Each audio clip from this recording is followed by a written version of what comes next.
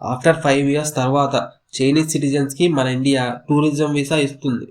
2020 COVID-19 pandemic అప్పుడు మన India అన్ని టూరిజం వీసాల్ని సస్పెండ్ చేసింది.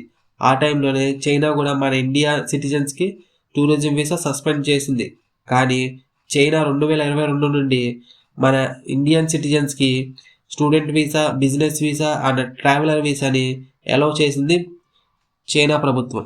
ఈ టూరిజం వీసా జూలై 24 ఈ సంవత్సరం నుంచి చైనీస్ సిటిజన్స్ టూరిజం వీసాతో మన ఇండియాని విజిట్ చేయడానికి రావచ్చు. మన ఇండియన్ సిటిజన్స్కి వెస్ట్రన్ టిబెట్లో ఉన్న మౌంట్ కైలాష్ అండ్ లేక్ మానసరోవర్కి వెళ్ళడానికి ఇండియా అండ్ చైనా అగ్రిమెంట్ జరిగింది. కానీ చైనాని నమ్మడానికి లేదు. ఎందుకంటే 2020 line of actual control LAC అని అంటారు. అక్కడ చైనా మిలిటరీకి మన ఇండియన్ ఆర్మీకి గాల్వాన్ వద్ద క్లాషెస్ జరిగాయి. అంతేకాకుండా మన దేశానికి వ్యతిరేకంగా చైనా పాకిస్తాన్కి పహల్గామ్ అటాక్ అప్పుడు J-20 ఎయిర్క్రాఫ్ట్స్ని, TL-15 మిజైల్స్ని ఇచ్చింది. యూఎన్లో కూడా మన దేశానికి వ్యతిరేకంగా ఓటు వేస్తూ ఉంటుంది. మొన్న జరిగిన SCO సమ్మిట్లో పహల్గామ్ అటాక్ గురించి ఒక్క ముక్క కూడా రాయలేదు. అందుకే మన రాజ్నాథ్ సింగ్ గారు సైన్ పెట్టకుండా వచ్చేశారు. విశ్వాసం లేని బంగ్లాదేశ్ మొహమ్మద్ యూనస్ వచ్చినప్పటి నుంచి మనకి వ్యతిరేకంగా చైనా వద్ద వెపన్స్ కొంటున్నాడు. మొహమ్మద్ యూనస్ అంటాడు చికెన్ స్నాక్ ఏరియా వద్ద ఉన్న బ్రిటిష్ ఇండియా టైంలో కట్టించిన ఎయిర్పోర్ట్ను చైనాను తీసుకోమంటున్నాడు. ఎందుకంటున్నాడంటే మన నార్త్ ఈస్ట్ స్టేట్స్ అయినా మొత్తం అన్ని స్టేట్స్ను ఆక్రమించేద్దామని ఊహల్లో బతికేస్తున్నాడు. కానీ తెలియట్లా మన ఇండియన్ ఆర్మీ తలుచుకుంటే కొన్ని గంటల్లోనే బంగ్లాదేశ్ మొత్తం అంతాని మన గుప్పిట్లోకి తెచ్చుకుంటామని వాడికి అర్థం కావట్లేదు ఎందుకో మరి.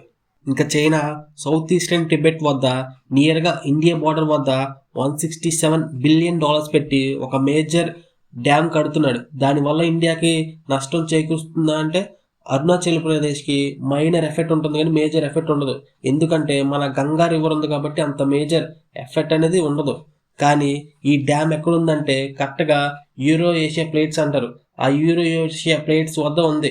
ఒకవేళ భూకంపాలు వచ్చినప్పుడు ఆ డ్యామ్ బ్రేక్ అయ్యి అరుణాచల్ ప్రదేశ్ అండ్ బంగ్లాదేశ్ అనేవి మేజర్గా ఎఫెక్ట్ అయ్యే కారణంగా ఉంటుంది. అసలు చైనాని నమ్మడానికి లేదు. RIC group Russia, India, China ఈ గ్రూప్ భారత్ను ఆమోదించమని అంటుంది. ఎందుకంటే అమెరికాను ఎదిరించడానికి. చైనా ఒంటరిగా అమెరికాను ఎదిరించలేదా అంటే అవును, అమెరికాను ఒంటరిగా ఎదిరించలేదు. ఎందుకంటే అమెరికా సెంటపకాయలు వేసినట్టు అణుబాంబులు వేసేస్తుంది ఇంకో దేశం మీద. అందుకే రష్యా, చైనా మళ్ళీ RIC గ్రూప్ను యాక్టివ్ చేయాలని చూస్తున్నారు. మళ్ళీ RIC గ్రూప్ యాక్టివ్ అయితే అమెరికా అండ్ వెస్టర్న్ కంట్రీస్కి వెన్నులో వణుకు పుడుతుంది. కానీ భారత్ మ్యాక్సిమం RIC గ్రూప్లో చేరదు. ఎందుకంటే RIC గ్రూప్ అనేది పూర్తిగా అమెరికా అండ్ వెస్టర్న్ కంట్రీస్కి వ్యతిరేకం. ఒకవేళ చేరితే మన ఇండియాకి అమెరికాకు మధ్య ఉన్న ట్రేడ్ ఒప్పందాలు పోతాయి. యూరోప్తో ఫ్రీ ట్రేడ్ అగ్రిమెంట్ వేసుకుందామని ఇండియా చూస్తుంది. ఇది కూడా పోయే అవకాశం మ్యాక్సిమం పోతుంది. అందుకే మన దేశ భవిష్యత్తును దృష్టిలో పెట్టుకుని RIC గ్రూప్లో మ్యాక్సిమం జారదు. మన దేశానికి అమెరికా కావాలి, యూరోప్ యూనియన్ కావాలి. ఎందుకంటే ట్రేడ్ చేయడానికి. అలాగని రష్యాను వదులుకోదు. రష్యా మనకి డిఫెన్స్గా చాలా హెల్ప్ చేస్తూనే ఉంటుంది. అలా అని అమెరికాను, యూరోప్ యూనియన్ గుడ్డిగా నమ్మడానికి లేదు. ఈరోజు ఒక మాట మాట్లాడతారు, రేపు ఇంకో రోజు ఇంకో మాట మాట్లాడతారు. కానీ రష్యా అలా కాదు. మాట అంటే మాటే, ఏమైనా చెప్పింది చేస్తుంది. కానీ చైనా అలా కాదు, అవసరానికి వాడుకునే రకం. డ్రాగన్, ఎలిఫెంట్ డ్యాన్స్ చేయాలని ఓపెన్గా స్టేట్మెంట్లు ఇస్తారు, కానీ వెన్నుపోటు పొడుస్తారు. ఎందుకు ఇలా అంటున్నానంటే ఎప్పుడు చూసినా అరుణాచల్ ప్రదేశ్ టిబెట్లో భాగం అది చైనాది అని అంటుంది. కానీ అక్షయ్ చిన్ మనదే, అది ఆక్రమించుకుంది. మన దౌర్భాగ్యం ఏంటంటే మన ఓల్డ్ లీడర్స్ దాన్ని అప్పగించారు. టూరిజం వీసాస్ వల్ల ఉపయోగం ఉంటుందా అంటే ఎస్ ఉంటుంది. మన GDP మైనర్గా ఇంక్రీజ్ అవుతుంది. ఈ వీడియో మీకు ఎలా అనిపించిందో కామెంట్ చేయండి. అండ్ సబ్స్క్రైబ్ చేసుకో మాత్రం మర్చిపోకండి. అండ్ లైక్ చేయండి, మీ ఫ్రెండ్స్కి షేర్ చేయండి. ఉంటా మరి. జై హింద్, జై భారత్.